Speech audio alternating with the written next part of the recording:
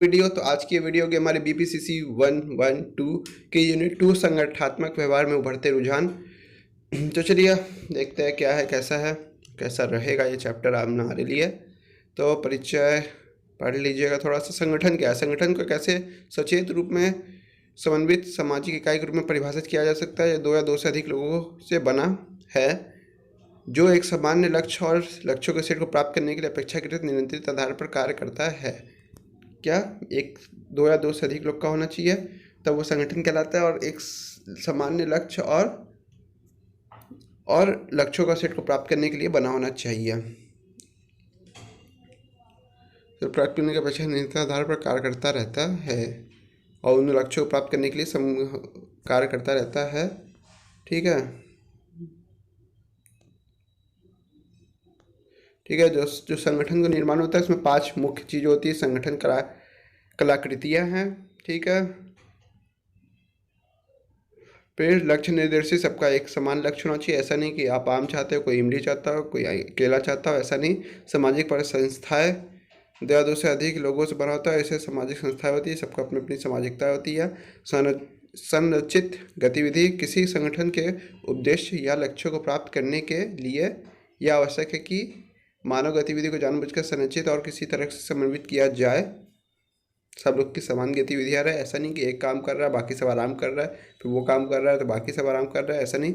नाम मात्र की सीमाएं ना हो, एक सीमाएं हो, सब लोग को एक निश्चित चीज़ें हो, ऐसा नहीं सबके लिए रूल इक्वल हो और कोई किसी के लिए रूल अलग हो, तो सबके लिए इक्वल चीज़ें हो। संगठनात्मक मनोविज्ञान और संगठनात्मक व्यवहार। तो औद्योगिक संगठनात्मक मनोविज्ञान एक संबंधित उप क्षेत्र संगठनात्मक व्यवहार है। ठीक है, औद्योगिक संगठनात्मक स्पष्ट समानता है, लेकिन संगठनात्मक मनोविज्ञान और संगठनात्मक व्यवहार के बीच इतना स्पष्ट अंतर नहीं है। अंतर आगे वाले मुद्दे पर अगली इकाई में विस्तृत चर्चा की जाएगी, अगली इकाई में। ठीक है, संगठनात्मक व्यवहार को मानव व्यवहार का अध्ययन, ध्यान से समझना, संगठनात्मक व्यवहार को मानव व्यवहार का अध्ययन संगठनात्मक सेटिंग में मानव व्यवहार और संगठन के बीच इंटरफेस के रूप में परिभाषित किया गया है। क्या? मानव व्यवहार का अध्ययन संगठनात्मक सेटिंग, मानव व्यवहार और संगठनात्मक सेटिंग में मानव व्यवहार और संगठन के स्वयं के बीच का इंटरफेस, मतलब संगठन में व्यवहार का अध्ययन, मानव व्यवहार और संगठन का इंटरफेस कैसा रहता है, ये चीज़ों को परिभाषित किया। संगठनात्मक व्यवहार न केवल संगठन के भीतर व्यक्तिगत स्तर के व्यवहार से संबंधित है, बल्कि विस्तृत स्तरीय प्रक्रियाएं जैसे संगठनात्मक रणनीति, संरचना और परिवर्तन से भी संबंधित है। संगठनात्मक मनोविज्ञान में वृहत स्तरीय प्रक्रियाओं में रुचि रखता है, लेकिन केवल उस हद तक जब तक कि यह व्यक्तिगत व्यवहारों को प्रभावित करता है। संगठनात्मक व्यवहार के लक्ष्य। ठीक है, संगठनात्मक व्यवहार में कुछ लक्ष्य होते हैं जो इस प्रकार होता है। वर्णन करना कि क्या चीज़ कैसे समझे, वो वर्णन की गई। पहला लक्ष्य है व्यवस्थित रूप से वर्णन करना, जो लोगों में विभिन्न परिस्थितियों में काम कैसे व्यवहार करते हैं, कि तुम जब कोई काम देते हो तो एक उद्देश्य और गैर अनुद्देश्य तरीके से अक्सर सूक्ष्म विवरण के साथ समझना। दूसरा लक्ष्य यह समझना है कि लोग जैसा व्यवहार करते हैं वैसा क्यों करते हैं। कल्पना कीजिए मतलब आप कोई बदमाशी कर रहे हो, तो आप ये बदमाशी क्यों कर रहे हो, ये संगठन आपसे समझना चाहेगा कि आप इस तरीके की मैसेज या इस तरीके की टोन में बात क्यों करते हो, या किसी भी काम को किस अपनी तरीके से क्यों करते हो, इस चीज़ों को समझा जाता है पहले। ठीक है, भविष्यवाणी करना कि हमारा संगठन कितना आगे जाएगा, कितना चीज़ें को फेस करना पड़ेगा, कहाँ कहाँ क्या मुश्किलें आएंगी, कौन कौन उस मुश्किलों से मदद कर पाएगा। ठीक है, कर्मचारी व्यवहार को समझने के पीछे महत्वपूर्ण कारण यह है कि यह प्रबंधों में विभिन्न स्थितियों में कर्मचारी व्यवहार की भविष्यवाणी करने में मदद करता है। अक्सर यह कहा जाता है कि भविष्य में व्यवहार का सबसे अच्छा भविष्यवक्ता अतीत का व्यवहार है। नियंत्रण करना, चीज़ों पर नियंत्रण रखना, रूल्स बनाना, उसको लागू करना और उन चीज़ों को लेकर अपने लक्ष्य को, निर्देशित लक्ष्य के पास पहुंचना और लाभ पाना। भारतीय संदर्भ में संगठनात्मक व्यवहार। ठीक है, संगठनात्मक व्यवहार 1960 के दशक में के आसपास भारतीय परिस्थितियों में अपनी पहली उपस्थिति दर्ज की। साहित्य समीक्षा के माध्यम से भारत में संगठनात्मक व्यवहार की विकास की प्रगति में 3 चरण की पहचान की। प्रतिकृति।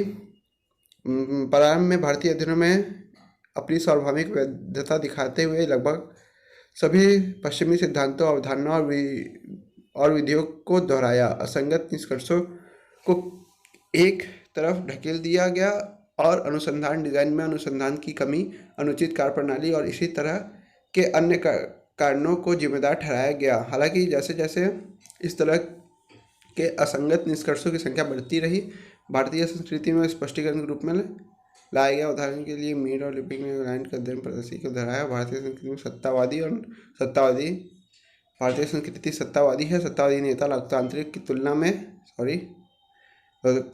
तुलना में अधिक प्रभावी हो सकता है। ठीक है, फिर आगे हमारा सेकंड मोहभंग।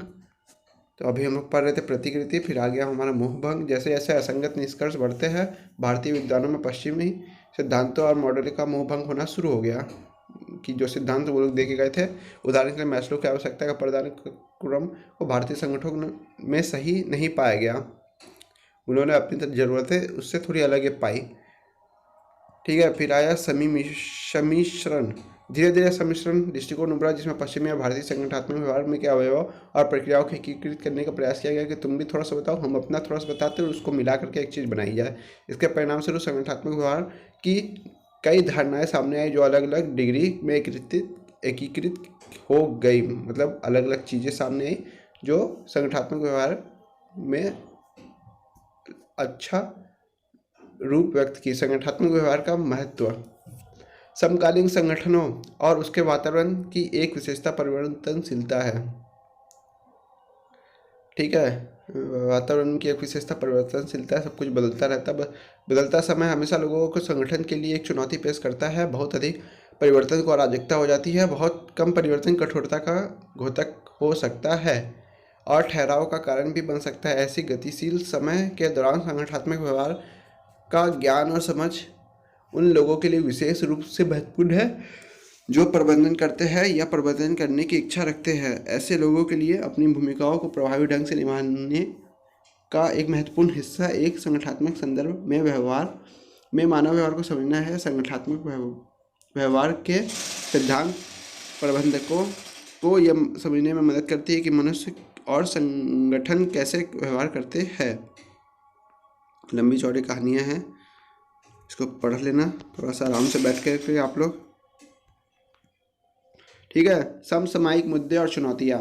संगठन मतलब जो मुख्य रूप से संगठन का काम कैसे होता है, संगठन का निर्माण कैसे होता है, संगठन में के लक्ष्य कहाँ बनता है, संगठन कैसे काम करता है। संगठन एक ऑफिस में बन सकता है, संगठन एक फैक्ट्री में बन सकता है, संगठन एक क्लास में भी बन सकता है। बहुत सारी चीज़ें होती है जहाँ पे एक मुद्दे और एक लक्ष्य को पाने के लिए सब लोग अग्रसर रहते हैं और उनका साथ करके उन लक्ष्यों को पाया जाता है और उसमें अपने आप को फ़ायदा और लाभ लिया जाता है। तो कई सारी चीज़ें परिवर्तनशीलता में नहीं होती तो संगठन उस चीज़ों के खिलाफ विरोध करने में सब लोग एकजुट होता है। तो एक नियम चाहिए रहता है एकजुटता के लिए। ऐसा नहीं कि भाई तो हम अभी काम कर लेंगे 2 दिन बाद हम स्ट्राइक करेंगे तो बोलेगा नहीं 2 दिन बाद हम छुट्टी पर रहेंगे। ऐसा नहीं, सब लोग एक साथ काम करते हैं और एक साथ चीज़ों को फेस करता है, सामना करता है। ठीक है, तो समसामयिक मुद्दे और चुनौतियाँ। संगठन हर रोज़ कर्मचारियों के व्यवहार से निपटने में नए मुद्दे का सामना कर रहे हैं और हमेशा बदलते हैं वैश्वीकृत बाजार में जीवित रहने की चुनौतियों का भी सामना कर रहे हैं। वे संगठनात्मक वातावरण, पारस्परिक संबंधों, व्यापक समाज, सरकारी और अंतर्राष्ट्रीय विकास पर अधिक ध्यान दे रहे हैं। आइए इन मुद्दों की चुनौतियों पर विस्तार से चर्चा करें। लैंगिक भेदभाव, यौन उत्पीड़न की लैंगिक भेदभाव, वो लड़की है ये अलग है, 2 ग्रुप है, हम इस ग्रुप पे नहीं रहेंगे, यौन उत्पीड़न, ये सब चीज़ें होती है। ठीक है, कई संगठनों में कर्मचारियों के साथ उनके लिंग के आधार पर भेदभाव अभी भी एक मौजूदा समस्या है कि लड़कियों के साथ हम अपने संगठन में नहीं रखेंगे, लड़कियों को अपने संगठन में नहीं रखेंगे या लड़कियों के संगठन में नहीं जाएंगे। उदाहरण के लिए महिलाओं को अभी भी संगठन में उच्च पद नहीं दिए जाते हैं। लैंगिक संवेदीकरण एक बहुत ही महत्वपूर्ण पहलू है और नियोक्ताओं के साथ साथ कर्मचारियों को भी इसके महत्व के बारे में पता होना चाहिए। ठीक है, गुणवत्ता सुधार और संपूर्ण गुणवत्ता प्रबंधन। किसी भी संगठन के ग्राहकों, उपभोक्ताओं और समाज की जरूरतों की अपेक्षा को पूरा करने के लिए नित्य नए तरीके खोजने के लिए लगातार प्रयास करना पड़ता है। निरंतर गुणवत्ता सुधार की चुनौतियों का सामना करने के लिए वे कुल गुणवत्ता प्रबंधन और पुनर्रचना कार्यक्रम जैसे योजनाओं को लागू करते रहना जिसमें कर्मचारियों की व्यापक भागीदारी की आवश्यकता होती है। मतलब हमेशा अपनी चीज़ों को मेंटेन रखना। ऐसा नहीं एक बार बना के छोड़ दिए तो भाई हाँ सप्ताह भर में बैठेंगे, नहीं, हर समय हर चीज़ों को समझना। कौशल में सुधार, जैसे कि उपरोक्त बिंदु में चर्चा की गई है कि बाजार में चुनौतियों का सामना करने के लिए संगठनों को लगातार तकनीकी संरचना और पर्यावरणीय बदलाव का सुधार करना पड़ता है। अब कंप्यूटर का ज़माना आ गया, वो लोग अभी भी पर्चे से काम चला रहे हैं। नहीं, हर चीज़ों को समझना, देखना, अलग अलग टेक्निक्स को यूज करना, सही राय देना और हम हमेशा अलग अलग चीज़ों को सोचना, ये सब और बदलाव भी बहुत ज़रूरी है। कार्य बल विविधता, विभिन्न आयु, लिंग, समुदाय, संस्कृति और विभिन्न समाजों में संबंधित विश्व मांगी कार्यबल की भर्ती में वृद्धि के साथ संगठन के लिए विविध कार्यबल का प्रबंधन करना एक चुनौती बन रहा है। कर्मचारी अपने सांस्कृतिक पहचान, मूल्य और जीवन शैली को बनाए रखने की कोशिश करता है, भले ही उन्हें संगठन का एक सामान्य मानदंड को पालन करना पड़े। ऐसा नहीं है कि फलाना इंसान संगठन में तो उसी का लोग भर्ती हो, नहीं। कार्यबल विविधता इंपॉर्टेंट है, लोगों की चीज़ों को समझना और क्या ज़रूरत है हमें ये चीज़ देखना जरूरी होती है। वैश्वीकरण ऐसी घटना जिसमें अंतर्राष्ट्रीय स्तर के व्यापार को बढ़ावा दिया जाता है और उसे अंतर्राष्ट्रीय बनाया जाता है। हर चीज़ों का सामना किया जाता है, अलग अलग चुनौतियाँ अलग अलग देश में, हमारा सामान कैसे प्रॉब्लम में है या कहाँ कैसा रिव्यू है, उस हिसाब से काम करना और उस चीज़ों को बहुत अच्छी तरीके से बांधना। कर्मचारी अधिकारिता शोध से पता चला है कि शक्ति और जिम्मेदारियों के विकेंद्रीकरण से संगठन की उत्पादकता में वृद्धि होती है। मतलब जो जिम्मेदारी से नहीं चला पाता संगठन, और विकेंद्रीकरण होता है कि उसको बनाना आम है, वो बनाने आम में कुछ डिफेक्टिव लाना चाह रहा है तो संगठन में वृद्धि हो जाती है। सब एक साथ बढ़ते और एक चीज़ों के खिलाफ होते हैं। तो कर्मचारी आधिकारिकता होनी चाहिए, एक अच्छा व्यवहार होना चाहिए। ऐसा नहीं हो कि अधिकारी कुछ लोग बोल रहा है, कर्मचारी कुछ कर रहा है, ऐसा नहीं हो कि दोनों के बीच एक मध्य अच्छा संवाद हो। तो आधिकारिक कर्मचारी अधिकारिता अच्छी होनी चाहिए। नैतिक दुविधा, संगठन में वैश्विक बाजार में अपनी प्रतिष्ठा बनाए रखने के लिए व्यक्तिगत वित्तीय लाभ को गोपनीय जानकारी लीक करना, सामाजिक आवागति आदि जैसी अनैतिक प्रथाओं का अंकुश लगाना एक चुनौती होती है। भाई कोको कोला का जो फॉर्मूला है वो वर्ल्ड का सबसे मजबूत तिजोरी कोको कोला ने ली हुई है एज अ रेंट, क्योंकि वो तिजोरी इतनी मजबूत है, उसमें कोको कोला का फॉर्मूला रखा हुआ है। तो वो क्या है, उसकी नैतिक जिम्मेदारी है, उसके जितने लोग उसके काम करते हैं उन लोगों का जिम्मेदारी है कि वो फार्मूला वो कभी लीक ना हो, क्योंकि वो फार्मूला ही वो सब कुछ है। कोको कोला वो फार्मूला ही बनाता है, तो वो फार्मूला बहुत इंपॉर्टेंट है। तो वो नैतिकता होती है कि चीज़ों को हमेशा गोपनीय रखा जाए। प्रबंधन बदले, संगठन में परिवर्तन प्रबंधन को संगठनों के लिए तमाम चुनौतियों में से एक है। उन्हें अपने अस्तित्व के लिए लगातार कुछ नया करना और खुद को अद्यतन बनाए रखना होता है। उन्हें लचीला होना चाहिए, अपनी गुणवत्ता में सुधार करते रहना चाहिए, प्रतिस्पर्धी होना चाहिए और परिवर्तन को प्रबंधन करने में भी सक्षम होना चाहिए। कर्मचारियों का कार्य जीवन संतुलन, कर्मचारियों का प्रतिबद्धता और प्रेरणा को बनाए रखने के लिए संगठनों को कर्मचारियों के परिवार के सदस्यों और कर्मचारियों के संबंधित व्यक्तिगत मुद्दों के बारे में